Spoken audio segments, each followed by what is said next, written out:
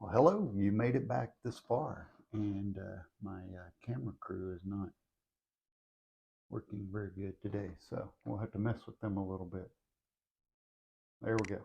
Okay, welcome back. This is my podcast on studying the Bible. We're going through Genesis right now. We're jumping into chapter 4.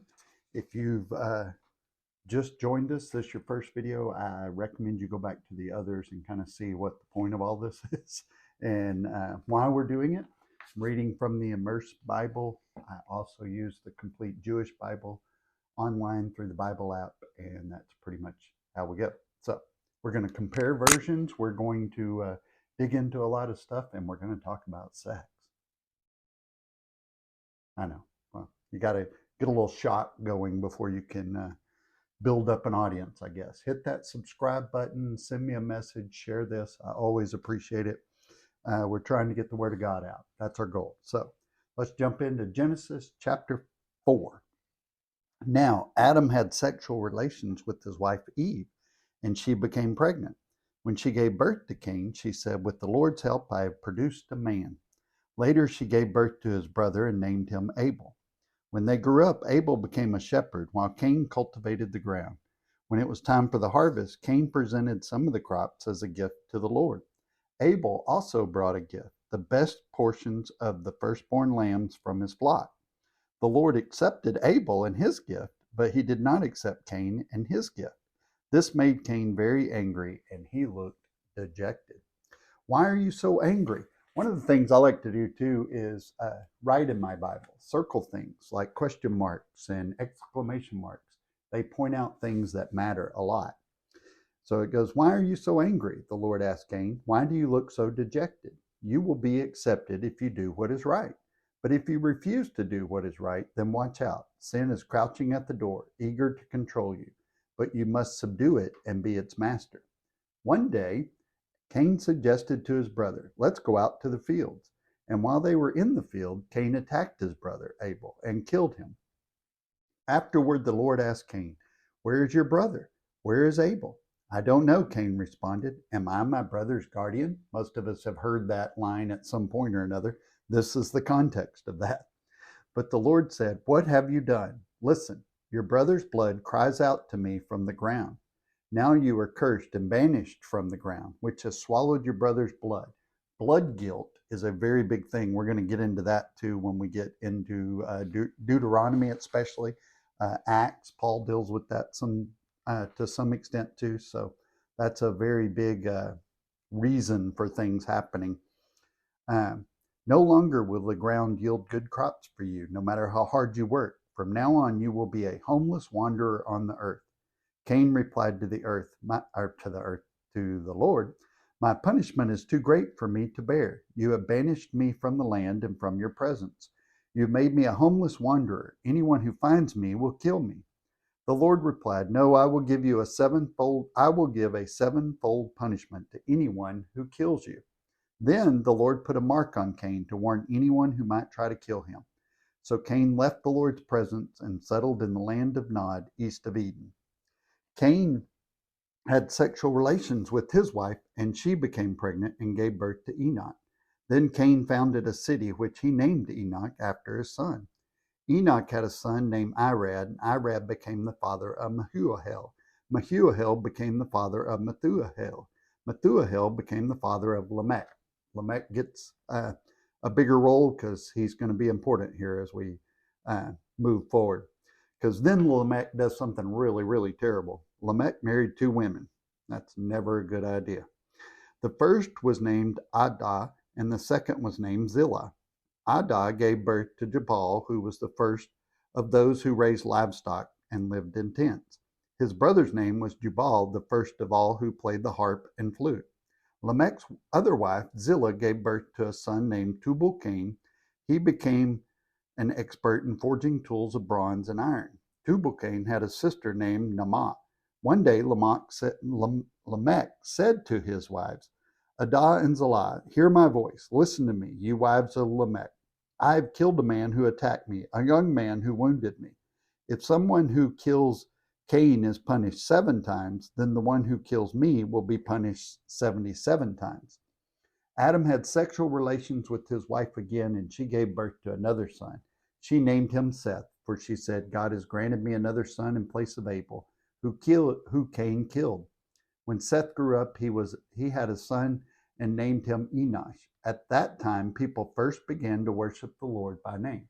Now, we've not been given God's formal name yet, but they apparently had it and were starting to worship him that way. Also, notice how Lamech said if that was what was going to happen to anybody who killed Cain, he would have known all of that because that mark would have been very well known. Everybody, anywhere really, for the most part, would have known why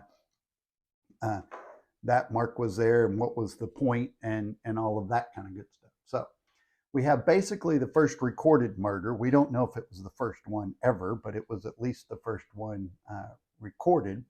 And God reinforces that only innocent blood is suitable for atonement, not vegetables and stuff like that.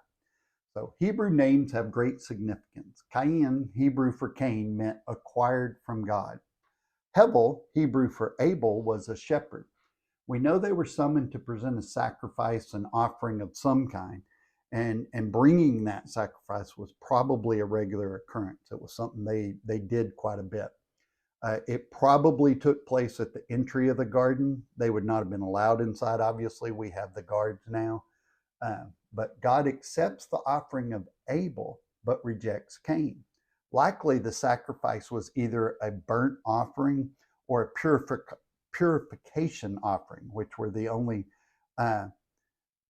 suitable sacrifice is an animal life, not plant life. So, and these brothers would have known that. These two brothers would have known what God expected because they grew up with it. This would have been a regular occurrence. God had given their parents that instruction by the way of their clothes. They were reminded of it all day, every day, that they had clothes on them that represented their sin, that atoned for that covered it. So the produce Cain brought was ordinary. It doesn't say anything about it being special at all. But Abel's sacrifice was the firstborn male. So, but with Cain, there wasn't any mention of it being first fruits or any of that. So, man was only to eat plants too. So, the purpose for sheep was just sacrifice and clothing. That was it. No one was supposed to be eating that. And the lamb provided that covering for the nakedness and for the spiritual nakedness, which is sin. So God is building those patterns in already. So the first humans are shown the consequences of sin is death. People start dying. So God decided to allow the blood of innocent animals to cover that, to atone for our sin. Cover is important because it just covered the sins. It didn't eliminate them. It didn't make them go away. The sin was still there. It was just covered. Our covering is a clothing. You're still naked underneath there. You covered it up. So the Messiah's blood didn't only cover sin, it removed it and sent it far away. So it wasn't like something that just atoned for it and covered it up. It removed it altogether. Now, by now, there were more people living on the earth than Adam and Eve, Cain and Abel. The earth's first family was living in Eden at the time. And God decided to banish Cain and send him to the east to a land called Nod. Nod translates to wandering. And Cain marries, has children, and even builds a city. About the sign, the word in the Hebrew is kol, K-O-L. Kol can mean whatsoever, anything or all things, meaning all-encompassing kind of thing. What Cain was being protected from was not necessarily only humans. Somehow, animals, wild animals and stuff also recognize this as a sign of protection that God put on them. And a lot of us would say, well, how could that be? It's like, well, it's God. God created the animals. He can create a sign the animals can understand, obviously. But so we go for a while before there's a mention of another female, mainly because it's the patriarchal nature of the Bible. Females were not significant to them at that particular time. But there were more women than men born because that's just the way it works. Cain will be associated with the evil and the wickedness, And he was sent away from the presence of God, which is the significance of being sent away, not just from Eden or his family, but from the presence of God. And when we do that, we're in a state of wandering and unrest. We're just kind of literally wandering around. We don't know where we're supposed to be going.